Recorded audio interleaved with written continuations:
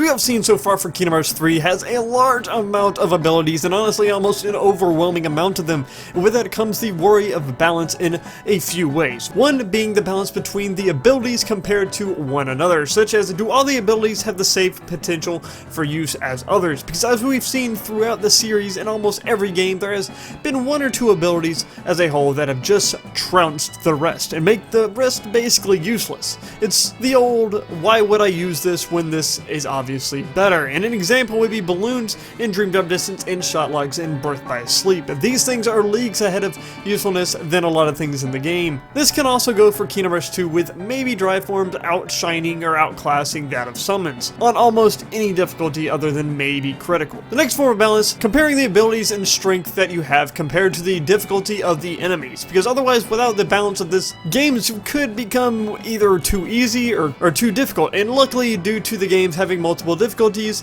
you'd think that games could avoid this issue, yet Kingdom Hearts 2 again does still have the problem. While Final Mix added critical mode, the rest of the modes were too easy to a point that all these abilities like summons and drive forms aren't usually needed, and bosses and battles can be easily won without using those set abilities. And outside Kingdom Hearts, you can see this problem in games like Mass Effect 3.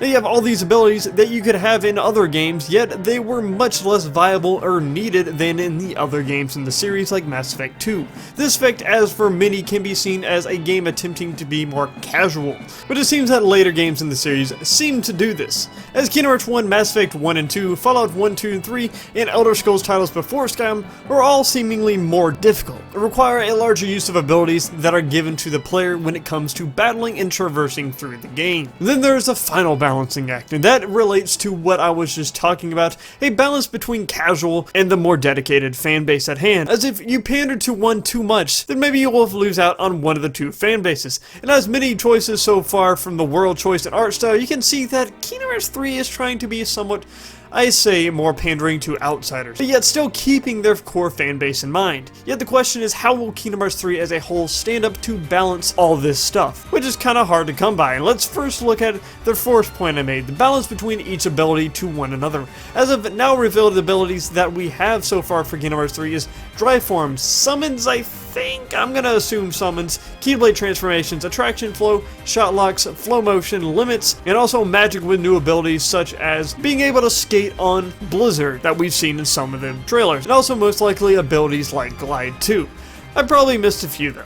Nonetheless, this is going to be a hard thing to balance out, where every ability has some purpose and not just being some gimmick that you can just choose to use without any sort of strategy or whenever you want.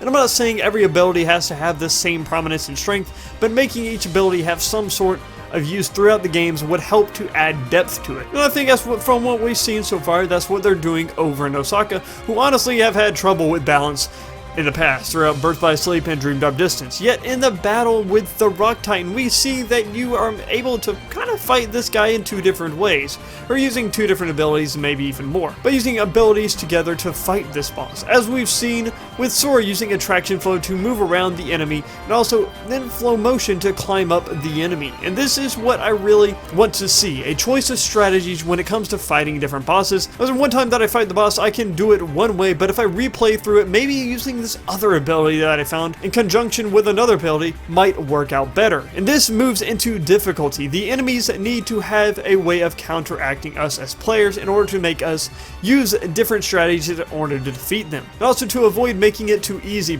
since we already have all these freaking abilities. And like in Cage 2, where you have basically a god. Yet we are already very strong in this game as shown with all these abilities, or if nothing else, we have a large arsenal to work with. But in order to keep us in check, damage done to us and also to them needs to be reasonable, well, depending on the difficulty chosen.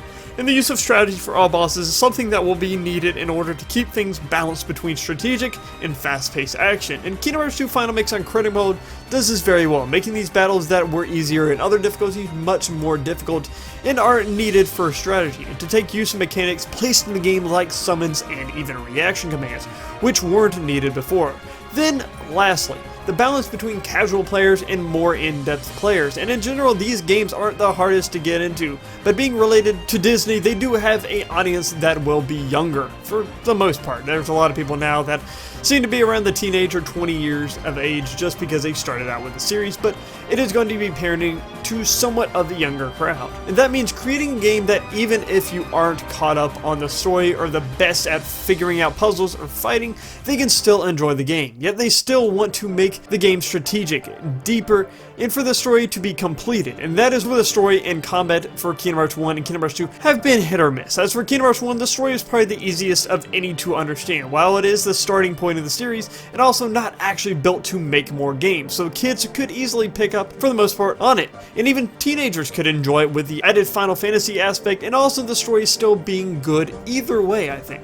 But traversing the worlds, the puzzles, and sometimes the combat kind of failed in many aspects for kids because how vague the worlds could be when going through them, such as Atlantica and Tarzan, making complete prerequisites before being able to actually move on. And at times, the game not even explaining where to go or what to do. And for me as a kid, me and my sister got lost throughout and never finished it when we were younger. I only finished it when I was like 16 because guides. I'm not saying this goes for everyone as a kid, but many that I talked to had the same problem. As for Kingdom Hearts 2, the game is very different and almost the exact opposite to that of Kingdom Hearts 1, having worlds that are much straightforward and easier for many to go through, and also combat was smoother, and this made the games more casual for almost everyone. But the story began to lose many due to the need to understand games like Chain of Memories, which was a lot less casual due to that card system that I feel like a lot of people didn't want to grasp with. And it was also a very undersold Game Boy Advance game, and a lot hadn't played it. In general, the story was a lot more complex than that of Kingdom Hearts 1. That is something that could lose many kids, and people trying to play the game. Though the story of the worlds are very comparable to the movies, which is unlike Kingdom Hearts 1 and could keep kids entertained easier. And that is a big problem for that of Kingdom Hearts 3, adding enough complexity, yet also simplicity to the worlds and story design in each world to keep casual goers who don't know the story as well,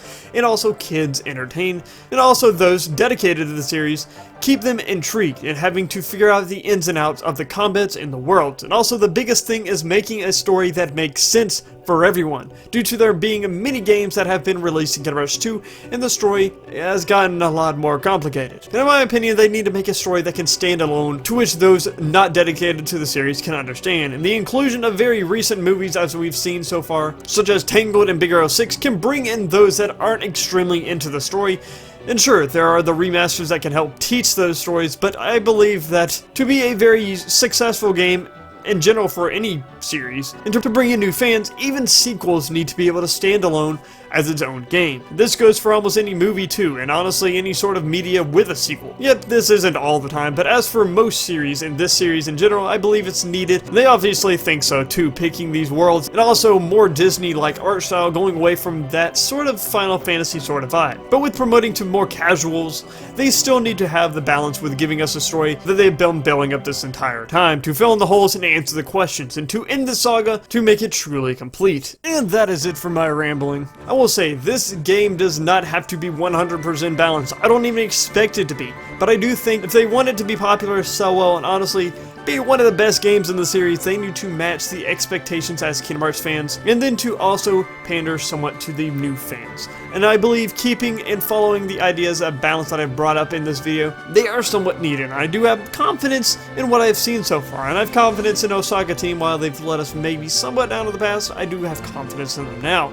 As we've seen from 0.2 so far, it looks great, combat looks great, and it looks beautiful. But what do you think of all this? What parts of the games do you think is the most important to be balanced in order to be successful? And the most important part, what part would make it the most fun for you? Otherwise, thanks for watching. If you enjoyed, then please punch out like mine with your fist, and I will see you all next time. Peace out.